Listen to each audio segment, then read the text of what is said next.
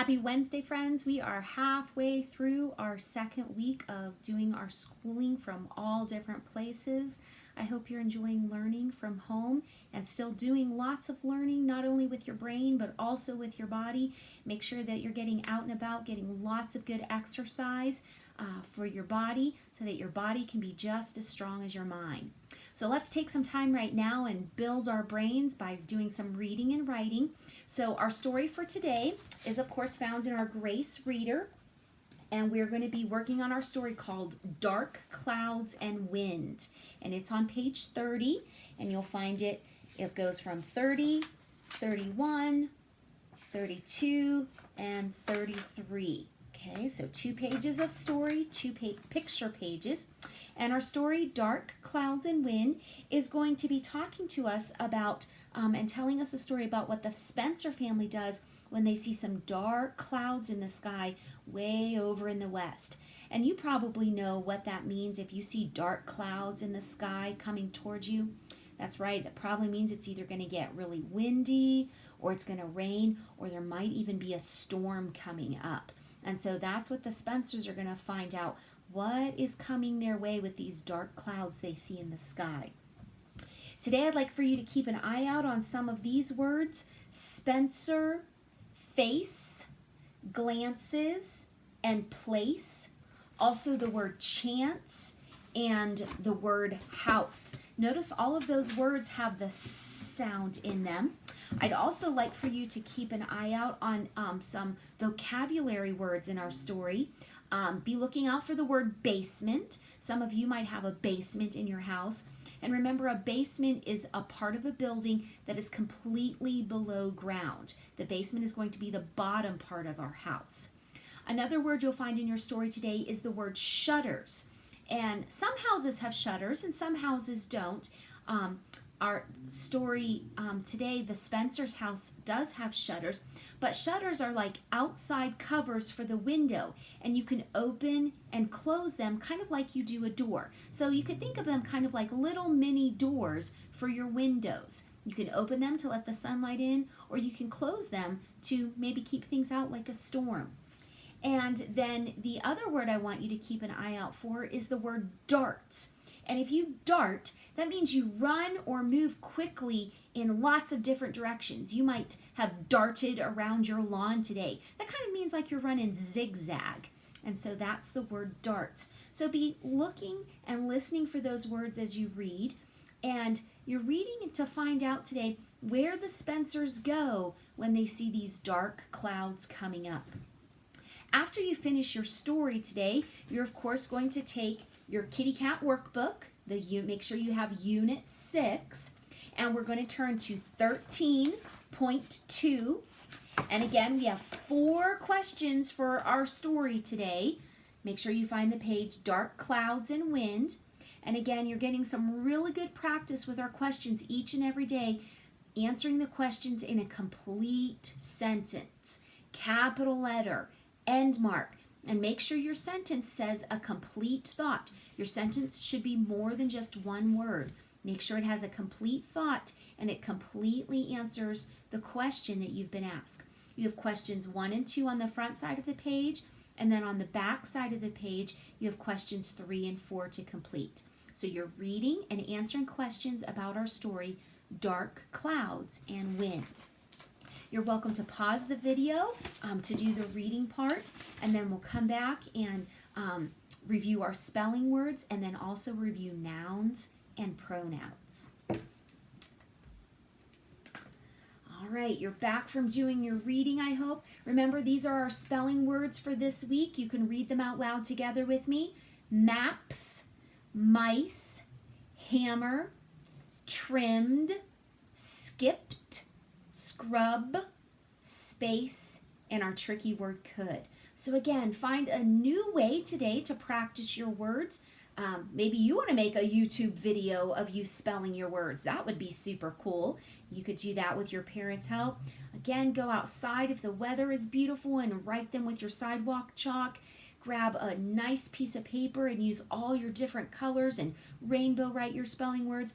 There's so many different ways that you can practice your spelling words. So make sure we're learning how to read and spell and write each of our 8 spelling words for this week.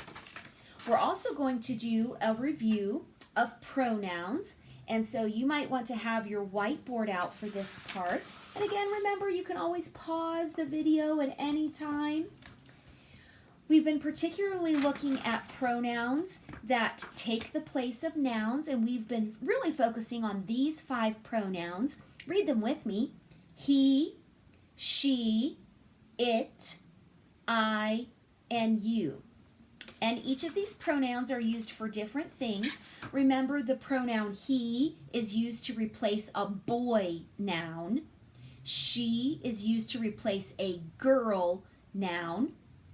It is used to replace an object noun, something that's not a boy or a girl, like a ball or a book. I, you use the pronoun I when you're talking about yourself, and we use the pronoun you when we're talking about someone else. So he, she, it, I, and you. And you might want to write these pronouns down on your whiteboard or another piece of paper. So what I'm going to do, I'm going to give you 5 sentences, and I want you, we're going to work together and see if you can choose which pronoun is going to take the place of the noun in our sentence. Okay, so you might want to have these pronouns written down, and you can erase the ones as we use them if you want to do it that way, or you can write them again a second time as we're using them, whatever works best for you. All right, let's try sentence number 1. Here's your sentence. The princess scratches her leg. Which one of our pronouns would take the place of princess? Instead of saying the princess scratches her leg, which pronoun could we use? He, she, it, I, you. All right, if you said the word she, you're right. So I'm going to go ahead and erase my pronoun she. I've used that one. All right, let's try sentence number 2. Our house is large. Which of our remaining pronouns would take the place of house? Instead of saying our house is large, what could we say? Which pronoun? That's right, we're going to use the pronoun it. So we're going to erase it. All right, it should be getting easier because now we have fewer to choose from. Let's try number 3. Here's sentence 3. The prince has a loud voice. What pronoun could we use to replace that word prince? Instead of saying the prince has a loud voice, what could we say? He, I, or you? Yeah, we're going to use he because prince is a boy. So we have to use a boy pronoun. All right, number 4, here we go. Francis asked his mom, can blank ride the horse? What pronoun is going to go in that blank? Listen again. Francis asked his mom, can blank ride the horse? Or are we going to use our pronoun I or our pronoun you? Yeah, that's right. We're going to use I. Can I ride the horse? All right, pretty easy. We only have 1 left, but let's put it in our sentence so we hear how it sounds. Number 5. Mom said, yes, Francis, blank can ride the horse. And of course, it's our pronoun you. Yes, Francis, you can ride the horse. You guys are doing really well with these pronouns. We're going to put our whiteboard down now, and we're going to take our Kitty Cat workbook, and we're going to look at 13.1, and you're going to do a little bit more practice with our pronouns and nouns. And this time you only have 3 pronouns to choose from. He, she, and it. Again, we're on 13.1. So our noun is underlined in each sentence, and we have to choose which pronoun would take its place. They've done number 1 for you. Let's look at it so you see how to do the rest of the page on your own. Vince is a good catcher. Our noun is Vince. Which pronoun would take its place? He, she, or it? That's right, Vince is a boy's name. So we need a boy pronoun, and our only boy pronoun we can choose from is the word he. So we're going to write the pronoun he in the blank. It's taking the place of Vince. Instead of saying Vince is a good catcher, we can say he is a good catcher. All right, that's our lesson for today. Remember, practice those spelling words, work on your pronouns and nouns. Make sure you've read your story, The Dark Clouds, and have a great rest of the day. I'll see you next time.